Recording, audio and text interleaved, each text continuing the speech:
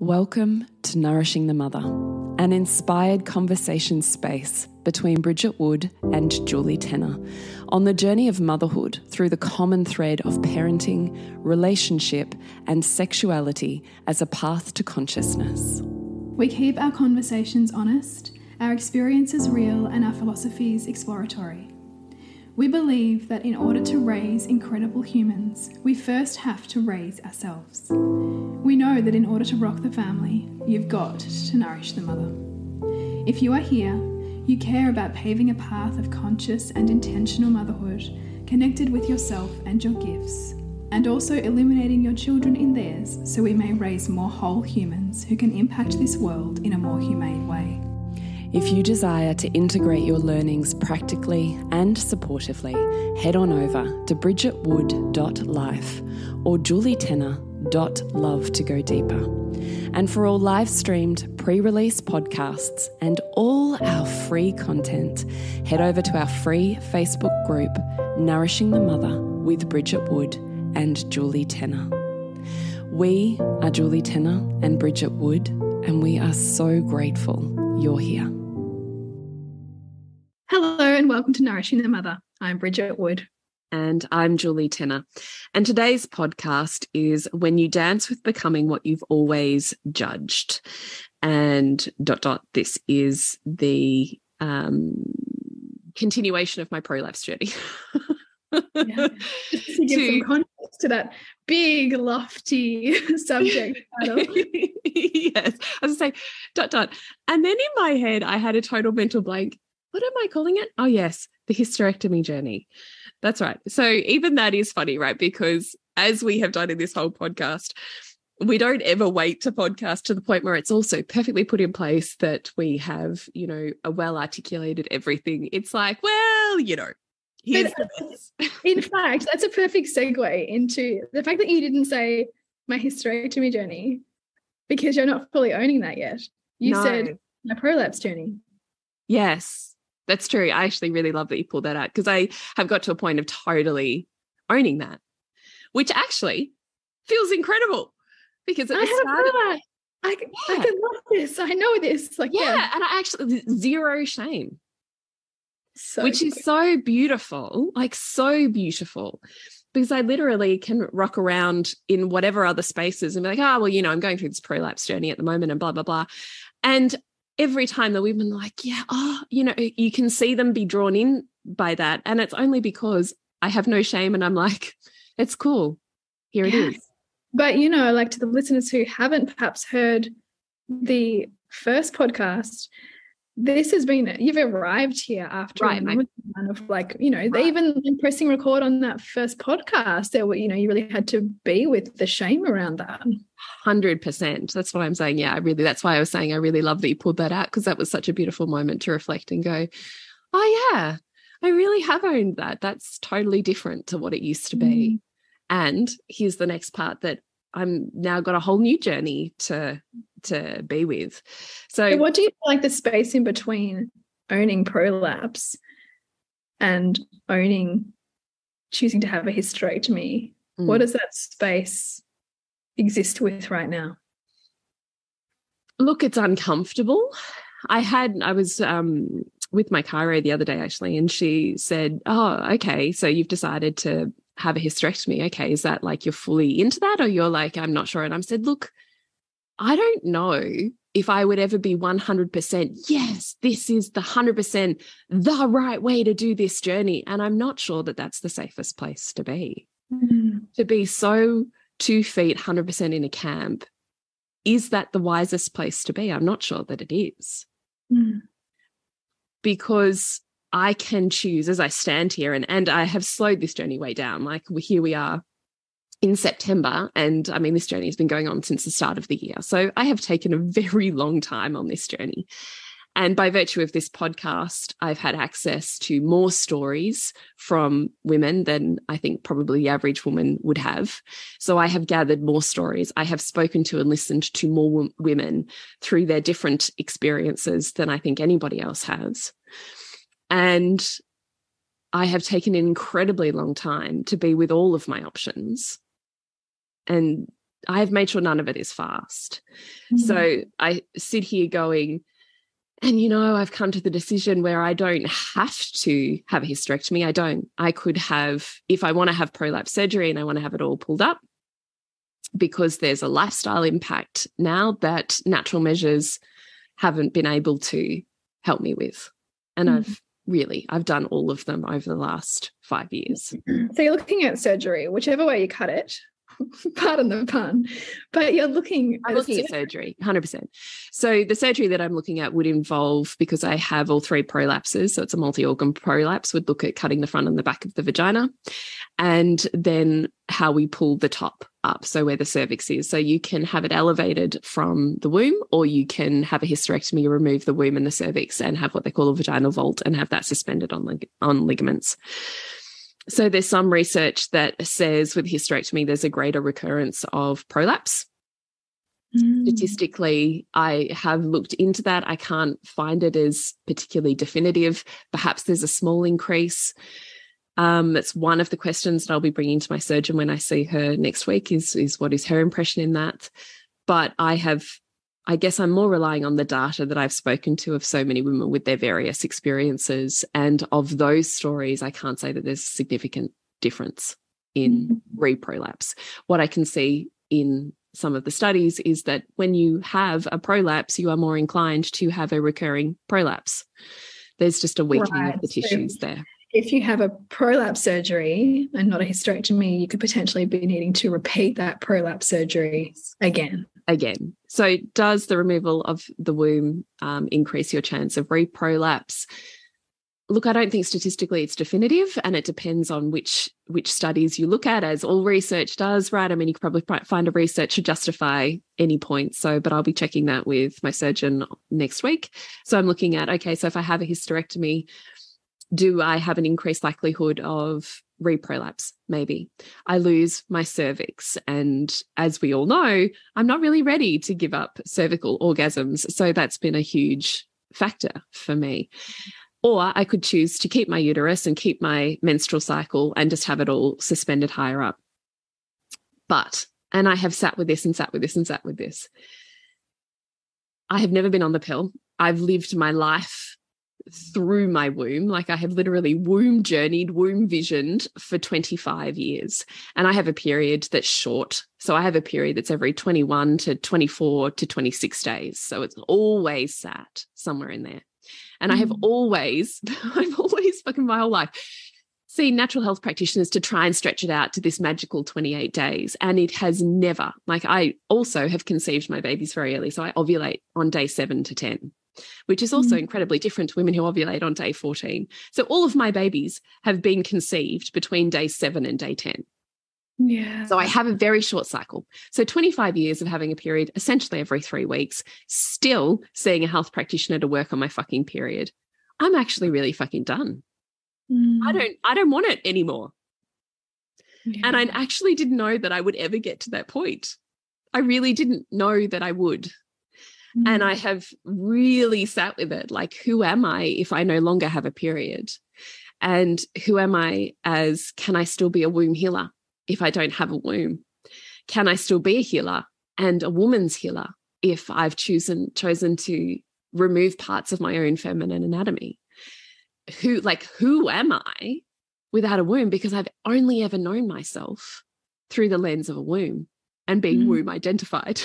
I don't really even know myself there. I don't know who I am. And through knowing yourself so well from that place, as all humans do, we judge the other.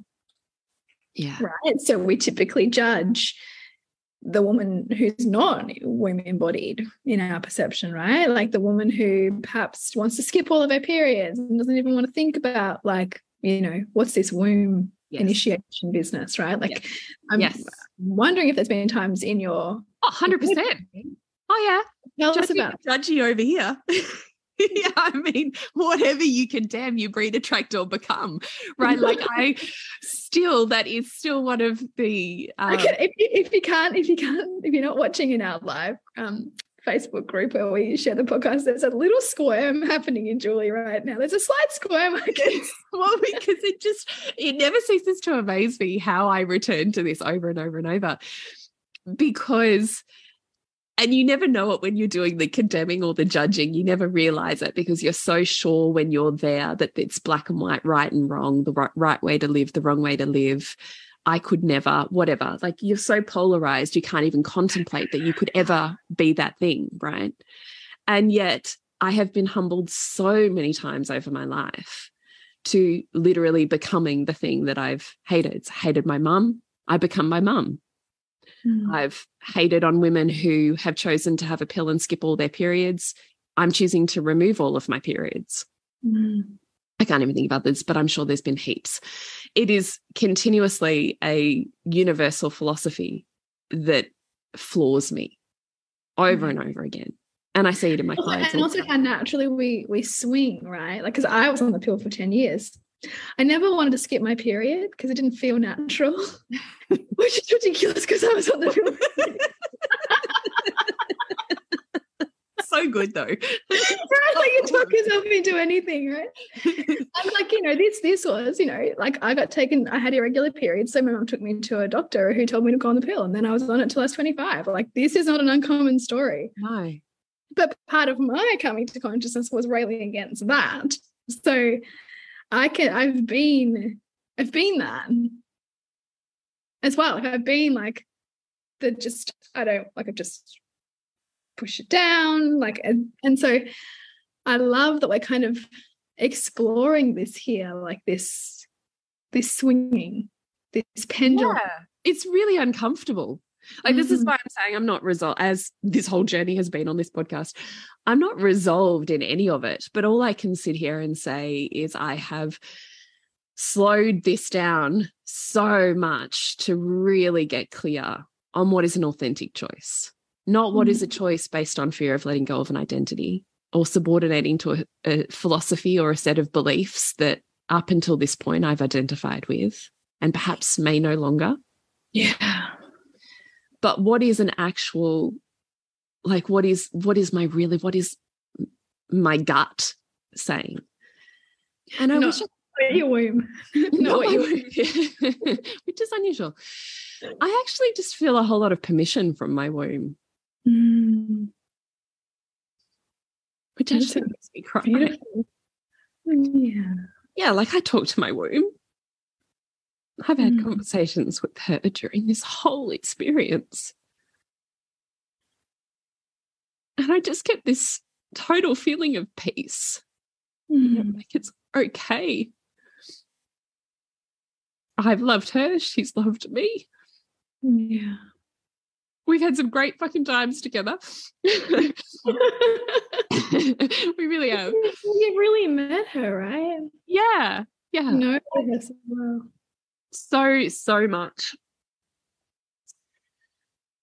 Oh, but gosh, I'm ready to not have to have my period every 3 weeks and to just be able to have wild, audacious sex without having to worry about putting down the towels and cleaning sheets and only having shower sex. I'm interested in what it opens up for me that I haven't had before.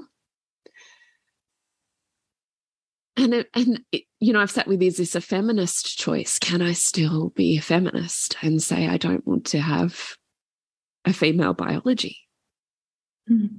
Like, all of these judgments, I'm sitting with them or have sat with them. And yet what actually just under that feels really settled in my body is I don't want it anymore. Yeah.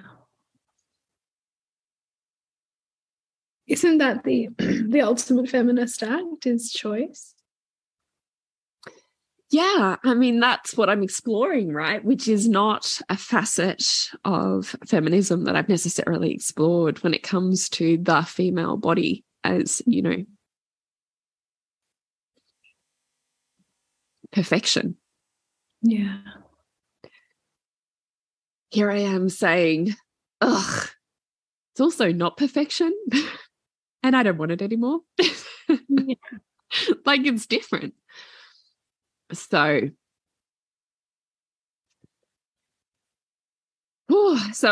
my research now is really on how it has been on how do I do a hysterectomy in a way that the system doesn't do them, because the system just does them one way, and where we would look after any type of penile or male reproductive system pelvic surgery is very, very meticulous around how it handles all of the nerve systems.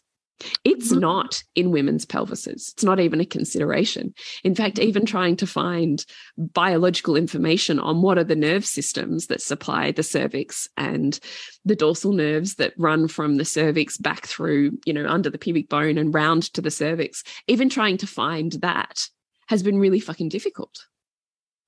Because surgeons are oriented to not affecting penile function because they don't want to undermine male pleasure. Yes. It's not part of the conversation. But that's not even part of the conversation with the female body. No. Come to patriarchal medicine. Yeah.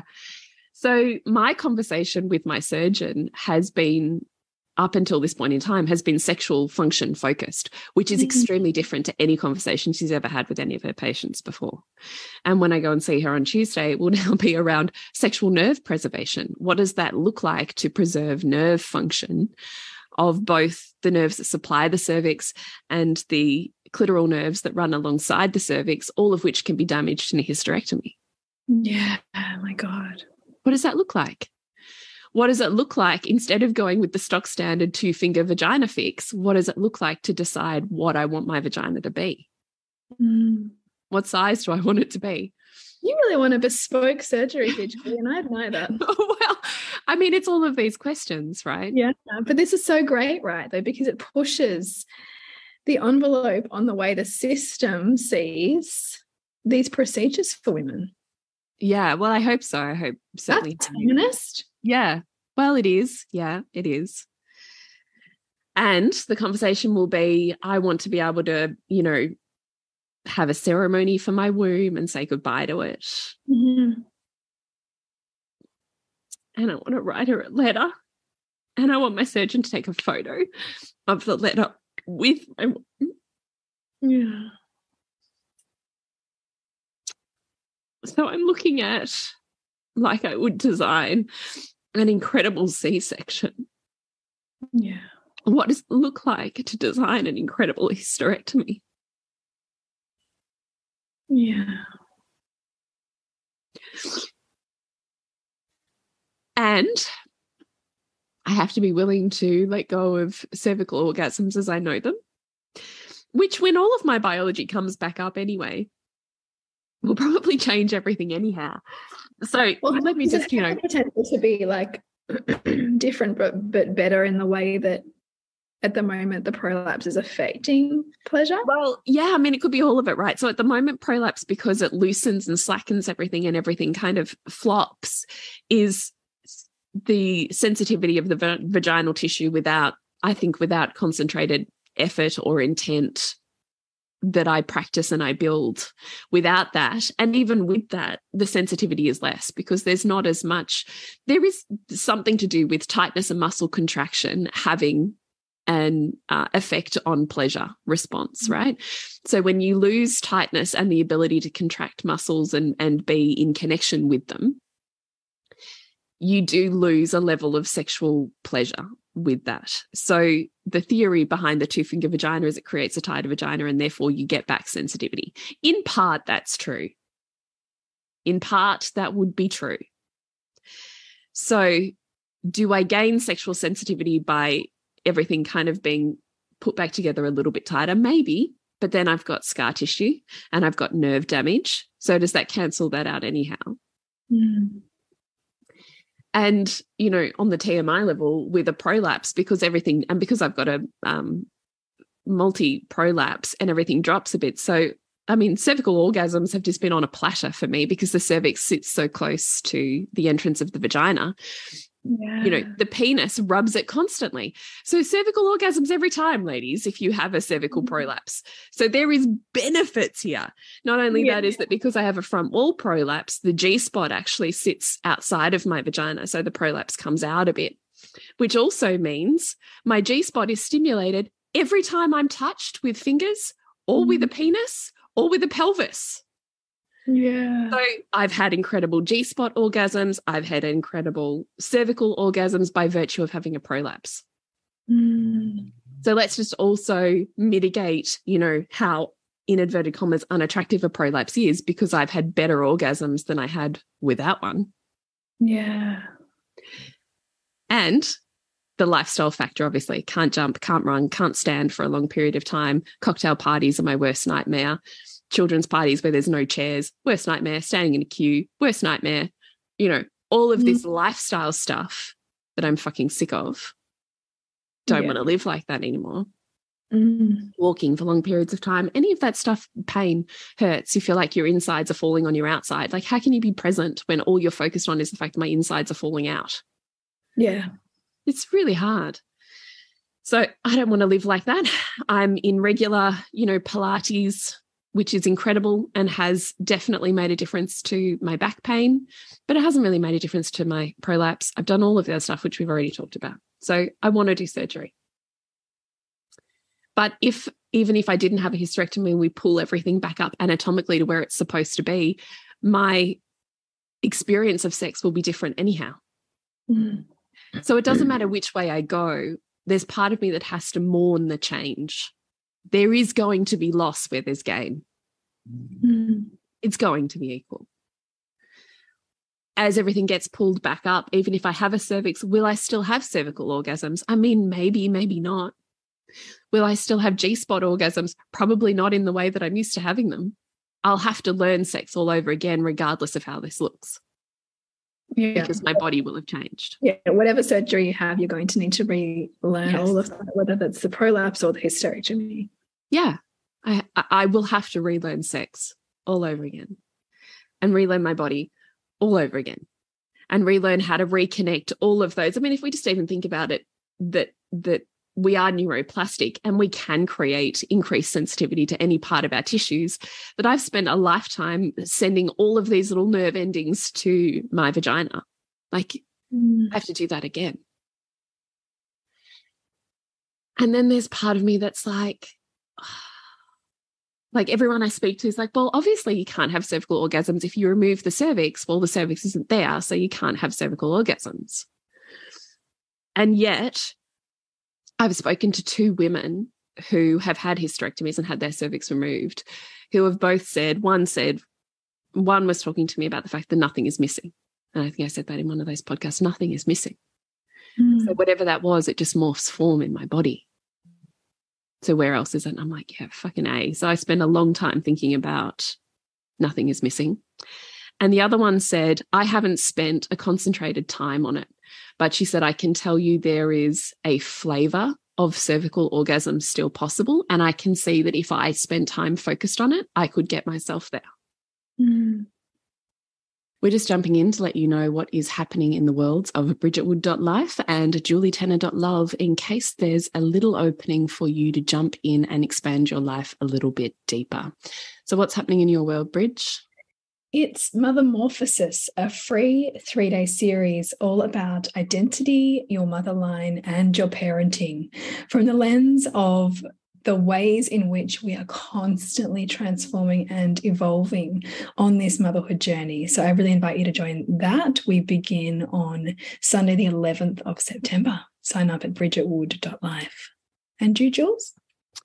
Is Queen School. So Queen School is now an online course with 4 full modules that you are self-paced and work your way through, combined with 12 months of really stretching that out as I help you really integrate, embody, and move through the blocks so that you can literally become Queen School in your life. So Queen School is all about connection, pleasure, sensuality, magnetic communication, feminine energy, and embodiment with me over now a beautifully integrated 12-month experience.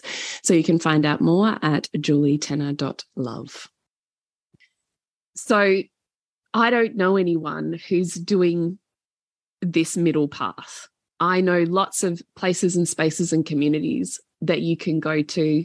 Actually, I don't even necessarily with surgery. With surgery, it's very, there is no community. You can't speak to other people. No one shares their stories. It's all very closed off. So there's surgery, I suppose.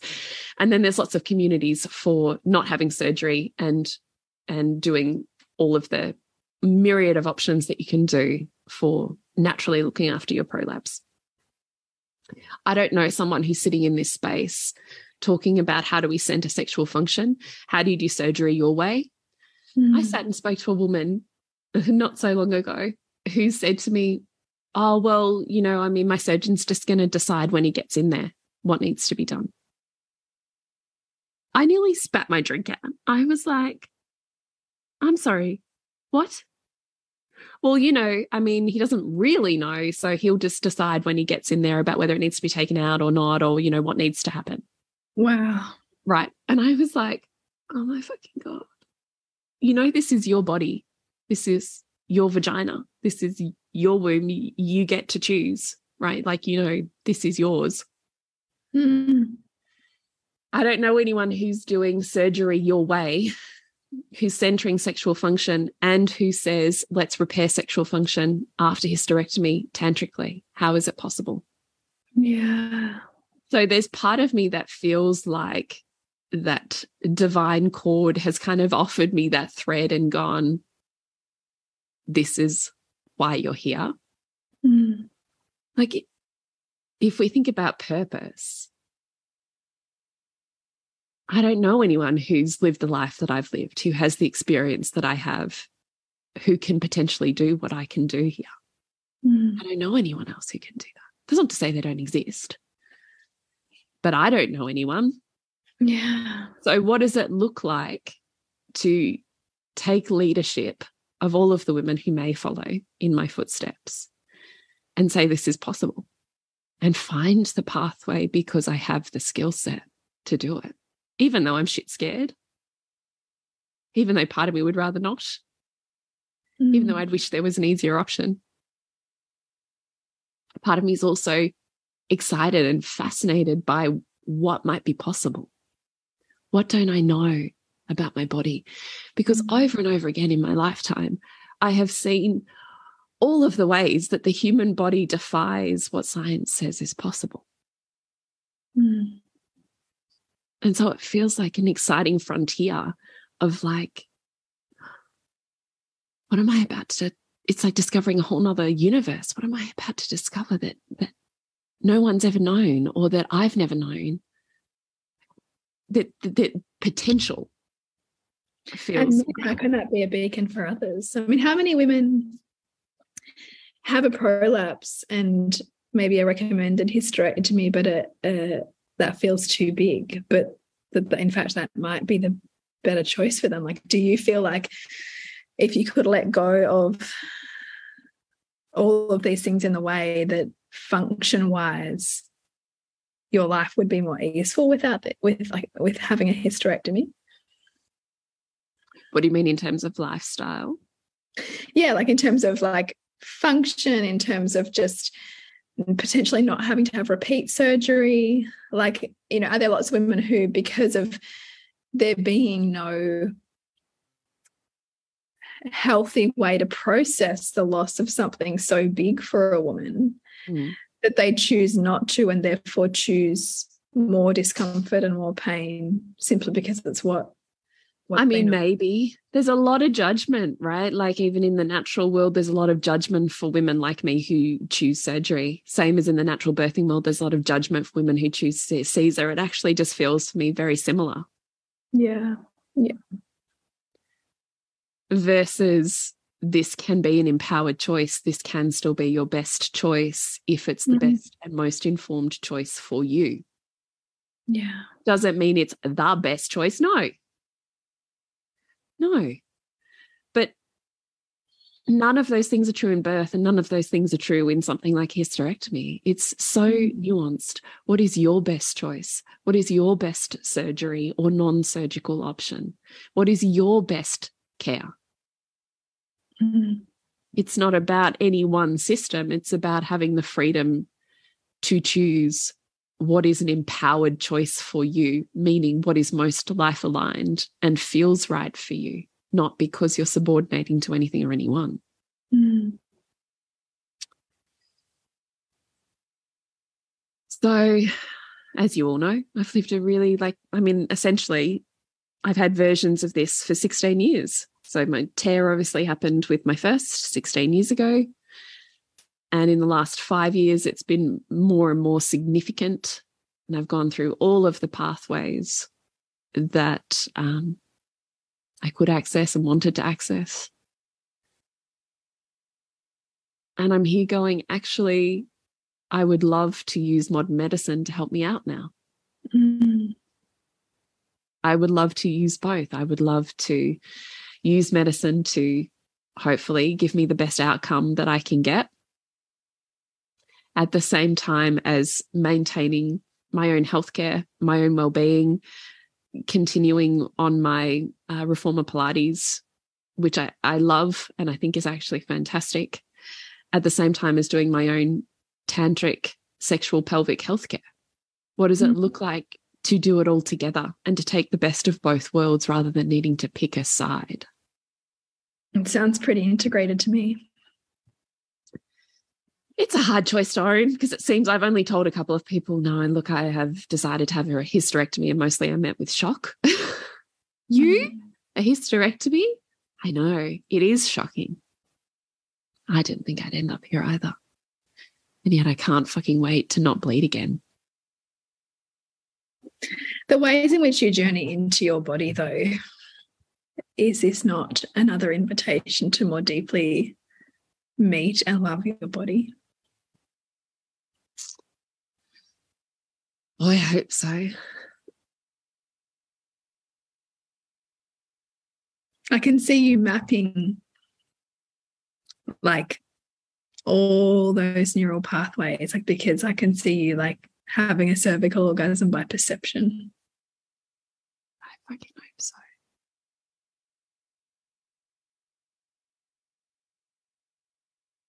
This is where you build on everything. Everything led you to here. Yeah. It does kind of feel a bit like leading a war, though, you know, like leaving the safety of home. Yeah. And being like, this is right or righteous. I know why I'm doing it. But the courage that's involved. It's never going to feel easeful, right? It's going to. And I mean, I also think nor is it meant to. Nor is it meant to. This is my point. Like, whatever. If I was sitting here going, yeah, fucking hey, I'm gonna have hysterectomy and everything's going to be perfect, I think there would be something wrong with that. I'm sitting here going, I know it's massive surgery. I know I've got a 6 to 12 week healing. I know I may never have a G-spot orgasm again, a cervical orgasm again. My experience of sex may be altered forever. I know that. I may re-prolapse. I know that. Yeah. I'm not sitting here going, this is my savior. No. I'm sitting here going, this feels like actually a really solid next step for me. It's just hard to let go of identity. Because that's all this is. Right? Like that's all these tears are. Is letting go or burying the me that I've been. Yeah. And who you've identified with so strongly for most of your life, all of your life. Yeah. All of your collected life. Yeah. So it's a type of death, right? Which we all go through so many times in a woman's life, I think in particular. We go through so many identity sheds. I think some women would go through this when they were, you know, going through menopause. Oh, yeah. Well, I mean, in some ways you're being asked to process aspects of menopause now. Yes. Really? Yes. That transition. Yes. So I am going to leave my ovaries in. So you do still have a hormone, you don't go into early menopause. And I've heard also from women that have done that they still recognize they have a cyclical nature, that they still hormonally have a cycle. They just don't bleed. Right. which is Well, fascinating. for you that sounds kind of lovely, right? So you get to still have fascinating to me, yeah. Well, like, you know, attunement to yourself, but without the 3 weekly bleeds. Yeah, that there's still seasons in my body. All that's missing is the literal blood.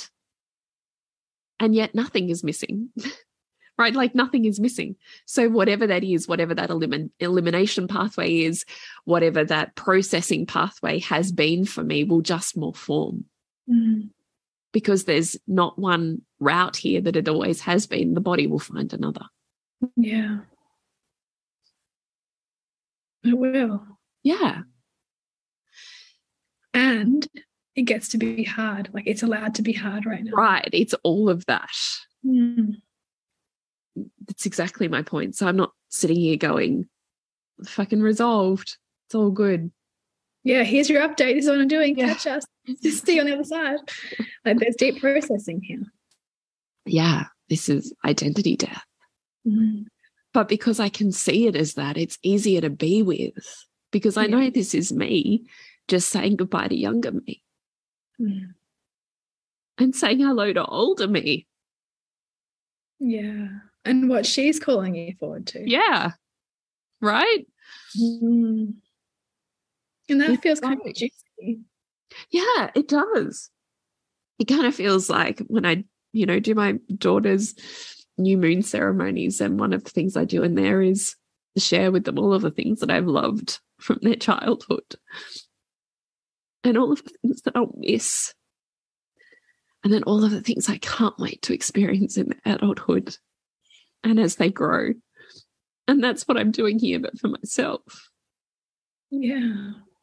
So how can you give that beautiful holding and gentleness and trust that you give to your daughters, to yourself?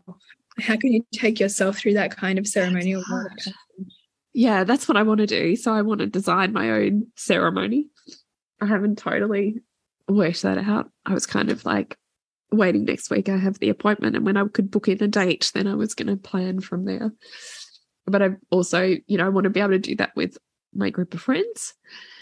I mean, here's going to be me like the month of celebrating myself and my womb. So I'm going to be doing that. I'll probably have quiet, you know, moon ceremonies on my own. I've said to my husband, I need to have goodbye to my cervix sex. Like we need to ritualize the fucking shit out of this whole thing. He's like, okay, we can say goodbye to your womb and, you know, your cervix. And I love that we can have those conversations. And I love that I can do that. Because I think that will help me process. Yeah. And you won't be so long caught afterwards in this in-between place. Yeah, I hope. Like longing for what was and resistance to what is.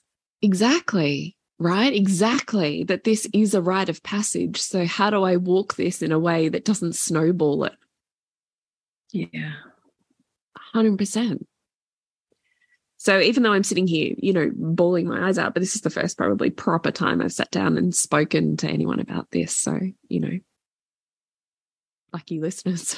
I don't know. We do sometimes call this our therapy space. So yeah, we do, don't we? Yeah. Therapy. It was literally because we hit record. We weren't even going to do this. But Bridget had asked me, and she's like, do you want to just hit record? And I'm like, yeah, we could do that. This is literally like a cup of tea that we would have. Yeah. I just recognize this as an identity death. I recognize this as a rite of passage. You know, this is like another form of matrescence or adolescence or menarche or marriage or any of the other rites of passage that we would have, where we have to let go and become. And so many of those, because they're not adequately held in our culture, we end up pathologizing ourselves as a byproduct of that. And what you're saying is this needs honoring. Yes, I know this is an authentic choice for me. Don't get confused by my tears, meaning I don't want this. I do. Yeah. but I'm recognizing it is a part of the transition. Yes, exactly. I'm recognizing that even in this choice, in this what you would call a liminal phase, Bridget, in this suspension between worlds, is my rite of passage where I have the opportunity to consciously be with what I'm asked to be with. Yeah. That's what this is.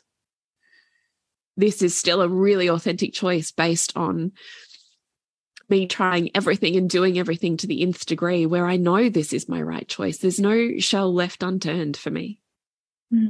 I know this is it.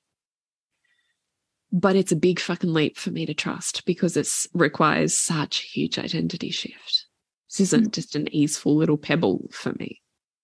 It's a big motherfucking boulder. Yeah. Yeah. Yeah. Yeah. And I really want to fucking do this. Like, I really want to make a choice that's based on what I perceive to be my best quality of life, because I have the best quality of pelvic healthcare that I can get, and that I can enhance my sexual function from that place, not diminish it. But I don't know. There's a lot of power in the strength of intention like that. I hope. Sometimes I worry that it's pride. You know, pride comes before the fall. I think you're too grounded right now to be proud. Do you think so? Part of me is like, oof. Is your feeling of like, I can fucking do this just pride? You know? I don't know. But I kind of think I can. Yeah, I think you can. Thanks. So anyway, that's where I'm at. And, you know, beautifully this year, as I have, you know, you and I always continue to evolve our business spaces, but this whole year I really created a business structure in which I got quality of life back. So last year I was crazy fucking busy and didn't feel like I had my life in the right balance for me. So this year, that's what I changed. And so for the first time, there's no way I could have done this surgery or given myself the space and the time that I need last year. There's no way I could have done it. I was too busy. Whereas this year, I have created exactly the right business with exactly the right humans in exactly the right pace that allows me to move slowly and create this space in order to do deep healing for potentially an extended period of time. So I feel like it's the right time, right space. Just got to trust. Yeah. Create the structure and then leap, right? Yeah. Yeah. So that's what I want to do. I guess you will all be involved in what that journey looks like as it evolves. I expect that me being able to get back sexual function and be on that path is 12 months post-surgery, I would imagine.